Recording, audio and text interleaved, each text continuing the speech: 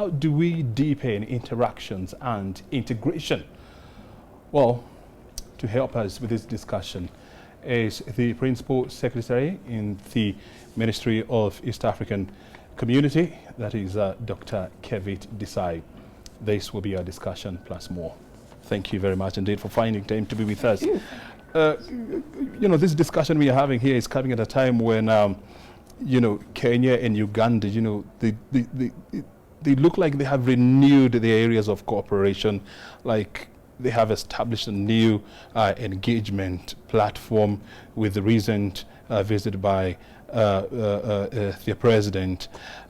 What do you make of this? I think it's been very successful, very promising by way of some of the pronouncements that have been said, and indeed activity already on the ground, with respect to addressing issues that were concerned, like sugar imports into Kenya, but most importantly the ability for us to create mechanisms now going forward to have consistent bilateral dialogue.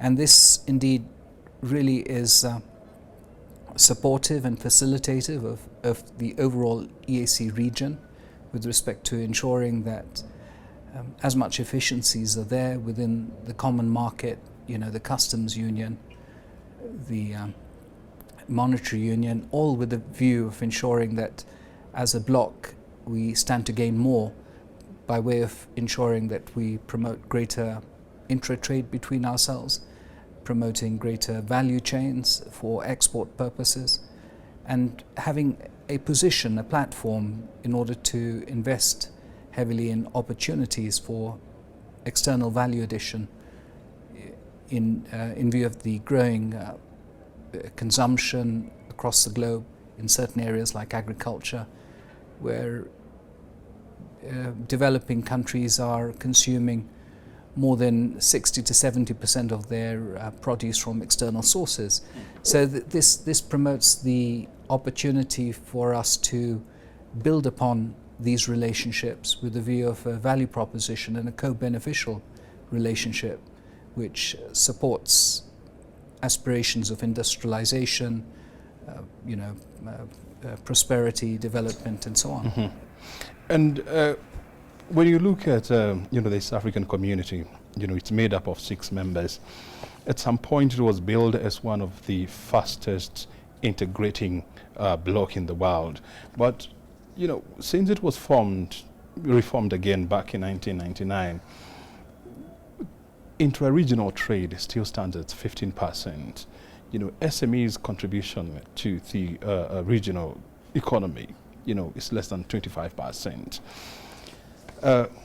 What exactly is not happening? How do we deepen, integration or trade and integration among members?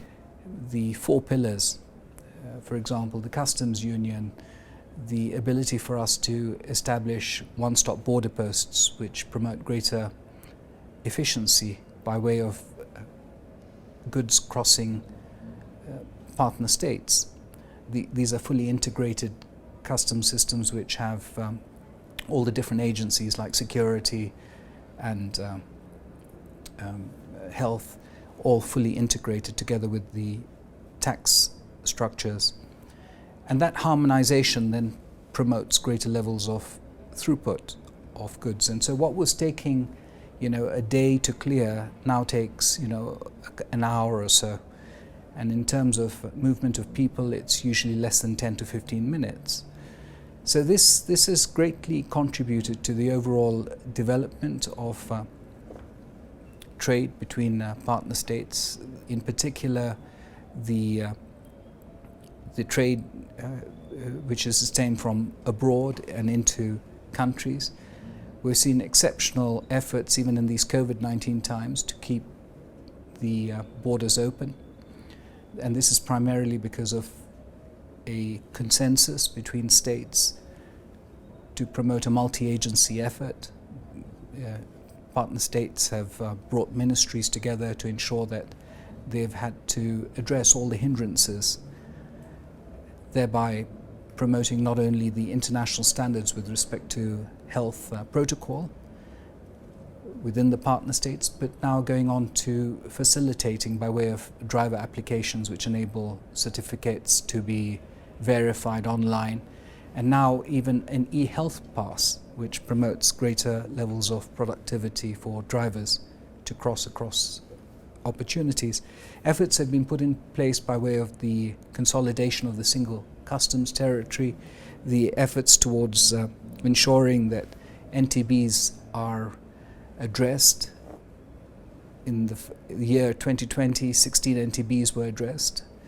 Further to that, mechanisms are being developed in order to be more efficient in the way NTBs are approached. In this sort of environment that is absolutely dependent on consensus, it's dependent on ensuring that EAC consistently and progressively develops those 4 pillars of the common market, the customs union, the political federation, and the monetary union, all with the balance of ensuring that we are a value proposition for investment and further development. What determines investment is the market indeed, the standards that are clarified by way of ensuring that there's not only predictability but the ability for people to invest in attaining those standards, and then the promise of that market once attained.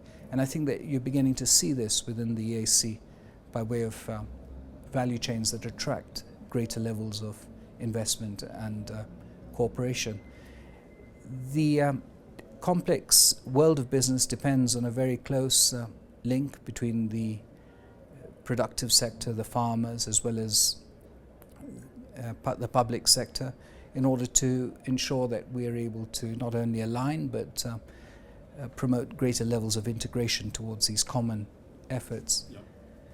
Within that context, we've seen many projects being invested on within the EAC, from 728 projects in 2018 to almost 1,500 projects. And most of these projects are dedicated towards common areas of markets and manufacturing and other key areas. So indeed, this platform that we see is promising from all perspectives. It's obvious. There's no way as a bloc you're going to grow if there's suspicion among member states, and we have seen a situation whereby countries are blocking or closing their boundaries to other countries. For example, in the case of Uganda and Rwanda, we have also seen a situation whereby Tanzania is restricting the movement of Kenyan business people into Tanzania.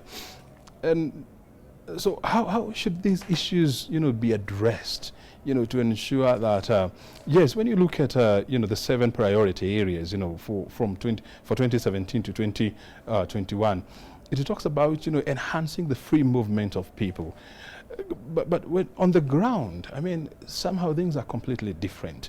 So how do you ensure that all the 6 member states they read from the same script and they act accordingly? The demand is there because with respect to free movement of people, because it promotes technical expertise to access different markets. And we need to question currently, our current status, which is, on average, within the partner states contribute by approximately 9.7% to GDP as far as manufacturing is concerned. The astonishing figures which are of great concern include, the fact that we only trade between ourselves at 15%, that only 20% is extended as far as the MSME sector is concerned within partner states as far as trade and services. All of this shows the lost potential, and a lot depends on people, because it's people and human capital that develop industries, promote services, promote trade and commerce. And within this context, while the EAC has managed to formalize and regulate the areas of qualifications at upper levels of doctorates and engineers and so on, one of the areas that we are embarking on is the recognition of qualifications for artisans, craftsmen, master craftsmen and technicians. And what will this do? Well, by the nature of ensuring that qualifications are dependent on standards, then it'll promote greater competitiveness and an ability to ensure that people and EAC citizens would be judged on merit based on their occupational standard. And I think that this is the way forward in order to deter any kind of ill feeling with respect to certain communities getting jobs or countries getting jobs as opposed to others. It's the ability to collectively agree on the standards, to understand and appreciate that the standard prevails in economic development, and for the larger amplification for all to prosper.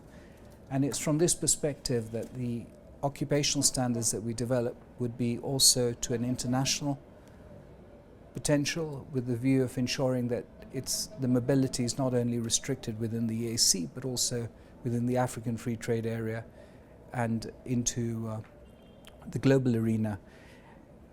That capability is now worthwhile as far as investment is concerned, because when you look at 150 million people, the majority of them being young, it is a demographic dividend that is a value proposition for investment as far as skills development, science, technology, innovation and research.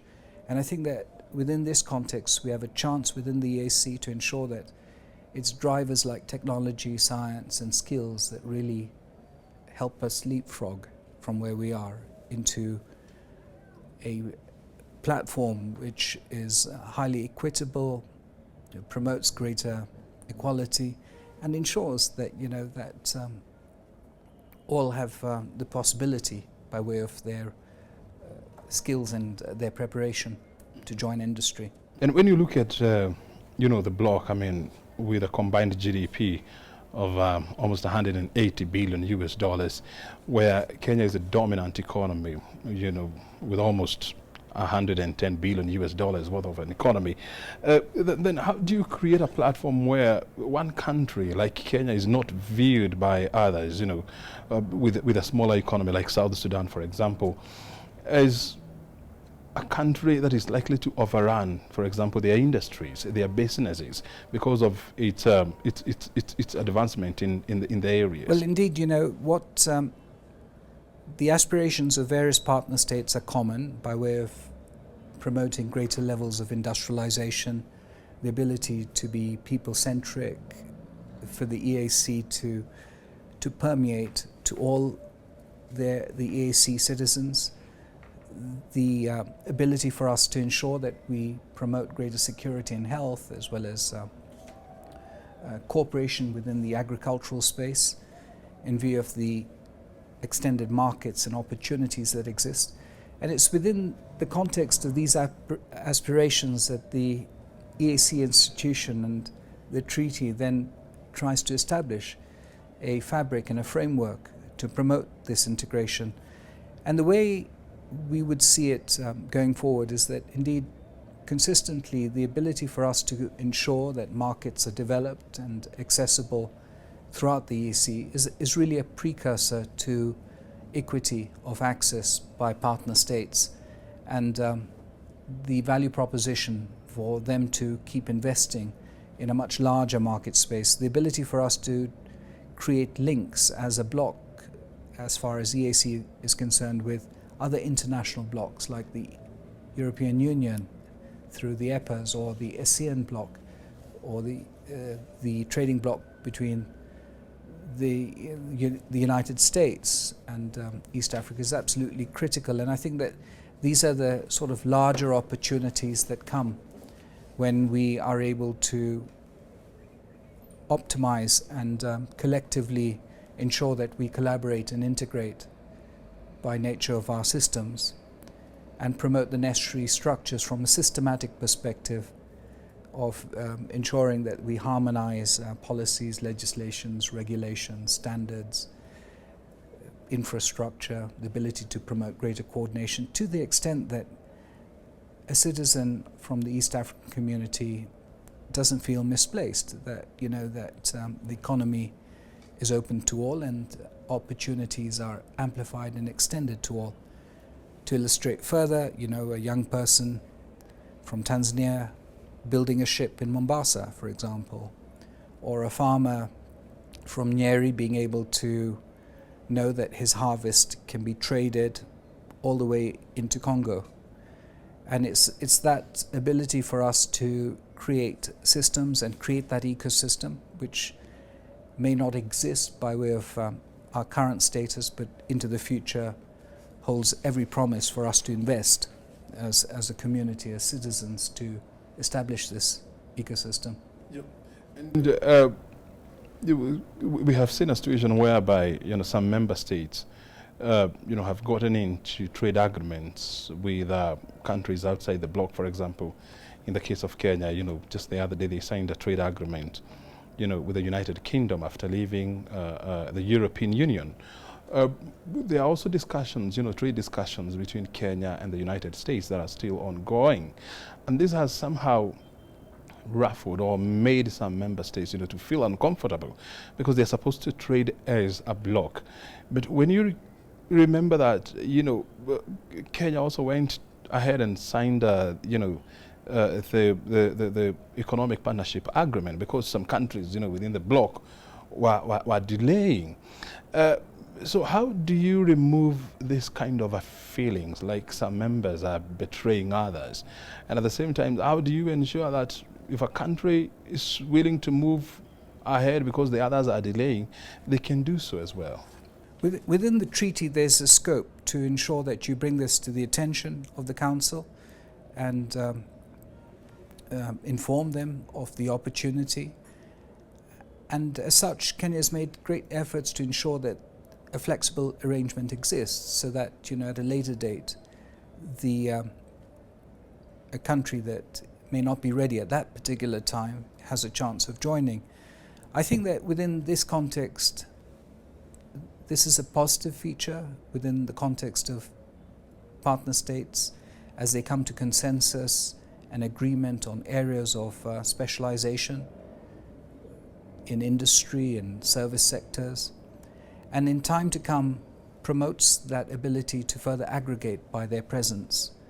And I think that it should not be viewed really as something that's totally independent, but interdependent. And so if certain partner states are at a certain level, they must take advantage of an opportunity with a view of ensuring that they inform other partner states like we did as Kenya, but at the same time ensuring that they also negotiate a far more flexible opportunity for further partnership to join such agreements. And I think that the important opportunity here is that when we negotiate as a bloc, we come out much stronger. We're able to address and promote our own standards, and at the same time ensure that we're able to gain greater value by way of the way we negotiate for export and import. Let's talk about the Monetary Union, which was signed back in the year 2013, and countries were given a grace period of about 10 years, before they can start creating or creating a common currency in the region. We are now in 2021. There has been not a lot of discussion towards these. Are you convinced that the common currency is likely to come into force in 2 years' time? The Monetary Union too is a very essential pillar by way of ensuring further access and ease. What shape it takes is something that we're yet to determine. Indeed, various protocols as well as institutions have been developed, like the East African Monetary Institute is in the process of being developed, all with a view of ensuring that we create the necessary policy, legislation and the regulatory environment for something like this to take place. On one hand, there's a lot of progress, and the aspiration is intact fully, and we hope to make considerable progress in the next year by way of further structures and frameworks being developed. On the other hand, we can see that increasingly more and more is becoming digitalized as far as monetary efforts, and this innovation and technology will also be an opportunity for further combination and collaboration towards that same end. Kenya still promotes greater levels of financial investment within the EAC by way of banks as well as insurance companies, and capacities therein, to play a more significant role as a financial hub for both lending as well as other kinds of opportunities based on financial systems. We recently heard the overwhelming success of economic trade based on remittances by M-Pesa and other forms of transactions that take place. So within that context, there's potential for great diversity by way of ensuring that we're able to create that fabric of collaboration. Mm-hmm. And Kenya is now the current chair of the East African Community. What should we seek to achieve, by the time the tenure of the current head comes to a close? We have, in many ways, already laid tremendous frameworks. Our investment as far as transport is concerned has been exceptional. The interconnectivity of systems, the multimodal transport systems from the coast all the way inland through various mechanisms, whether it's the SGR, the investment in roads, the investment in shipping systems within Lake Victoria and ports, are all an investment to promote greater interconnectivity within the EAC region. Similarly, the road network is expanded, and through the EAC's decision-making process and strategic process, more and more structures are being created.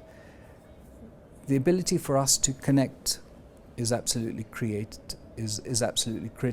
The ability for us to lead by way of our existing capacity as far as manufacturing is concerned, to create interdependent value chains where we're not simply dependent on produce coming in to the factory, but we take a step further to ensure that we manage the entire value chain from farm gate to processing, and in particular to ensure the quality of inputs, the health of the inputs, and the ability to ensure that farm level productivity is increased to the benefit of manufacturing prowess, thereby creating an end-to-end ecosystem.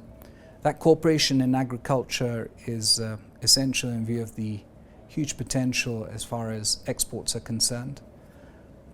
The possibility that these agricultural value chains have a very unique advantage in that they create a backward and forward linkage, which means that they're able to be accessible by all and the return felt by all citizens within the EAC community. The important role of labour movement and the recognition of qualifications and skills and experience is an important area and could create great dividends, as we witnessed in the hospitality sector, where Kenyans are well known within the East Africa to run hotels and other entertainment structures, but extending that as much as possible so that we're able to complement on other skills and capacities. And indeed, the promotion of social and cultural interactions, the cooperation we have in various other social spheres with respect to science and technology and innovation on cross-sectoral issues like the locust invasion. And all of this will have an effect by way of ensuring that we all realize in a very short time and increasingly promote that compassion of the importance of integration by way of the outcomes that it promotes. What is the future of regional integration? I mean, bearing in mind that the European Union, one of the biggest members, one of the dominant economies, the United Kingdom, decided to part ways, on the grounds that, it was becoming a weaker nation, in the bloc. Well, that trend internationally has, of course, created great concern, and especially with respect to the imbalance that they felt, which resulted in Brexit. And some of the key areas that we need to be on the lookout for, their aversion towards foreign labour within the United Kingdom, their ability for manufacturing, and the feeling that manufacturing had been outsourced abroad. Within that context, there are very many dynamic and unique situations which essentially are very much part and parcel of that decision making. Our situation is highly different in the sense that that there's opportunity all around us. There is the potential that and the realization that as individual partner states we're not able to have enough of a market or opportunity to increase the investment or to promote the diversification that's needed in different state sectors. So that ability to work together as a bloc becomes absolutely critical, promotes the self-reliance, promotes the overall inclusivity, and ensures that trade, commerce and industry supports the overall development of the economic bloc. Further to that, we have a growing opportunity within the continental free trade area, the African free trade area, and that creates further opportunities for volumes and quality products and standards, and to tap into what's already happening currently by way of ensuring that we turn the tide of intra-trade from 15% well into the 90% area, where we're able to be self-sufficient, self-reliant, and essentially promoters of value addition based on the market that exists, the rise of the middle class, the ability to work our resources to our advantage. Finally, where do you see the East African community in the next 10 years? Well, the aspirations of the EAC with respect to the customs union, the common market, the political federation, and indeed, the monetary union would be at such an advanced stage that it would be greatly inclusive to more EAC citizens as far as their wealth creation and prosperity is concerned.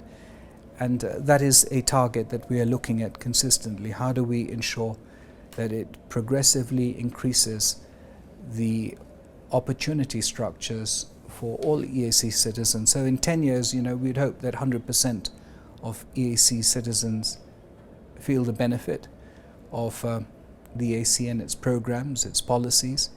And indeed, we're at a stage where we're able to promote that cooperation and collaboration as efficiently as possible for greater value addition as well as aggregation of opportunity. And I think that at that stage, it would have achieved most of its objective and be in a phase where it would be looking at transformation as opposed to the building structures that are now taking place by way of all the mechanisms and structures being put in place and the constant engagement and consensus that it's developing in order to keep all partner states all integrated and fully appreciated of the powerful extent that it has.